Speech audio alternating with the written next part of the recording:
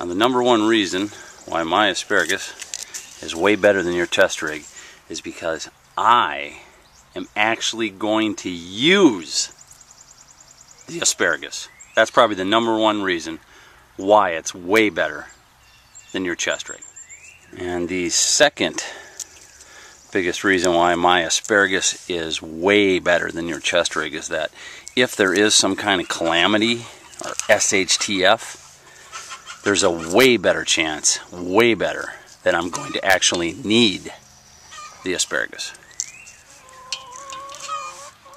And probably the third best reason that I can come up with it why my asparagus is way better than your chest rig is that asparagus eaters never have to pretend that they eat asparagus. And lastly, I think that while most chest rigs, on YouTube at least, are going to be sold in some distant rummage sale when finally the owners grow up, my asparagus will continue to be used and grow back and given away and enjoyed year after year after year.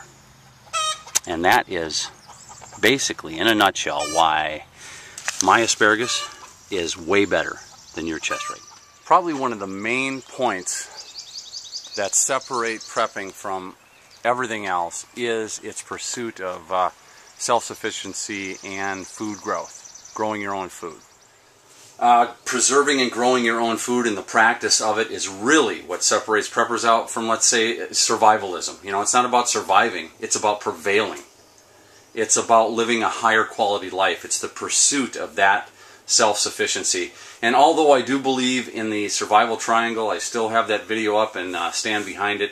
It's very difficult to put you know, the most important aspect of prepping, but if I was going to pick the most important aspect of prepping, it definitely would be preserving and growing your own food and the pursuit of that.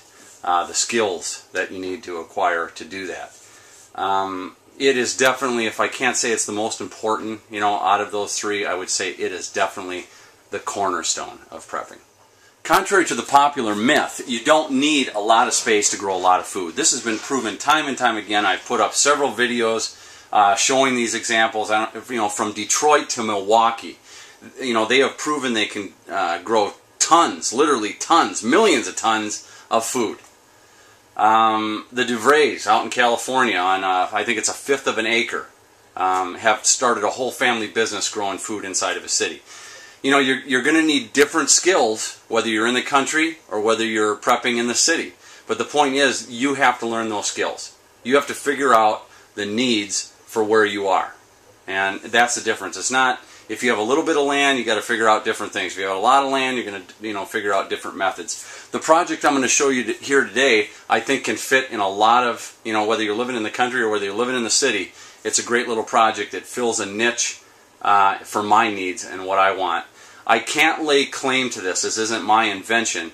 This is one of these things where I filed it away maybe 5-10 years ago, and I thought it was a great idea. And I wish I could give credit to where I seen it, but I can't. So anyway, let me show you what I did here. This is a tabletop garden, and it borrows a lot from the square foot gardening method, except that it's mobile. So it gives you the ability to follow the sun around the yard and the seasons, but also to get out of the sun in the height of summer. Now this is kind of phase one of the project that I'm showing you, or part one. In the next part, I'm going to show you how I construct a greenhouse top over this, so I can use it in early spring or late winter. Either way, you know, whatever season I'm coming out of or going into, you can extend your growing season using a greenhouse on top of the tabletop.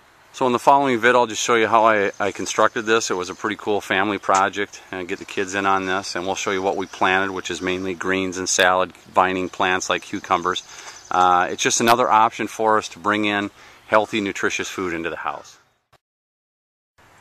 This is an 8 by 3.5 foot work table that I had at my plant that I just sold, and I had several of these tables actually, and I decided to bring one home, and I was going to make it into maybe a work table or something. I hate to throw stuff like this away, but the other guys that bought the plant didn't want it, so they kind of left it at the building.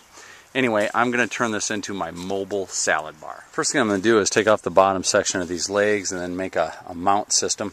Customize something so I can put on these swivel wheels. These are 600-pound wheels I picked up from Northern Tool on sale for $7 a piece. It's a hell of a deal.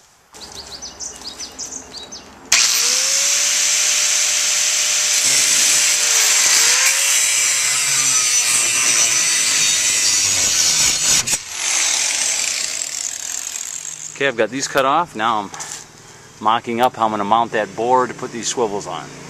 Eyeballing. My kid's practicing mowing down my plum trees.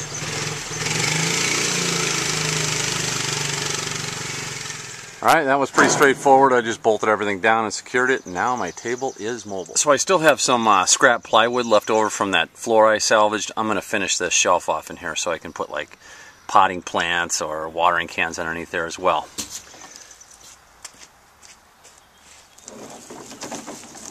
There, wheels and shelves.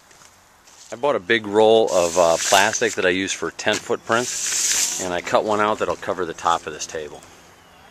That should protect the wood underneath from moisture. Just put up a barrier. Using 8x10s, I set up a box garden. The same thing you would do if you were making a box garden, only it's the same size as the table. And for the corners, I just put them up about 1.5 inches, and that'll sit on top of the table. And I'll trim the excess plastic off around the table. We've pretty much got the mechanics of it put together. I got my watering cans and storage shelf. I got a nice water barrier here, and I've got the bed put on top now. The soil that I'm going to use to fill the bed is a square foot garden recipe, which is 1/3 peat moss, 1/3 vermiculite, and 1/3 compost, which I have a couple different of. One little thing I should mention, it's very hard to get vermiculite in large bags like this. Don't pay $8 or $10 or whatever for those little bags at Home Depot. Check around and see if you can get one in a landscaping shop like I did to get the big bags. It's a lot cheaper, like $15 for 4 square feet. Now the whole theory is I won't need any drain holes, because although this is pretty tight the way it sits on this table, it's not, you know, totally sealed. So there's extra water, it'll just run off. Okay, we've got half the batch here that we're mixing up, and I'm actually having my wife mix this up because I do not like to get my hands dirty. Okay, we got the first batch mixed, and if you're wondering why we did it on top of the tarp, because we didn't want to take a chance of puncturing the plastic.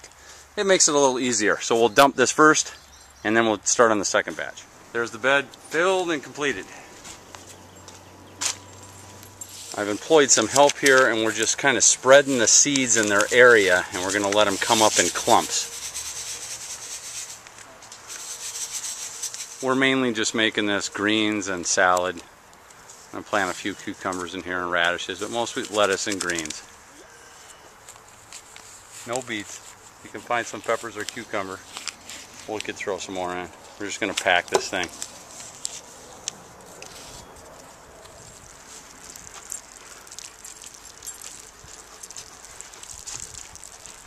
Good job. I employed a little local labor to help preserve the wood.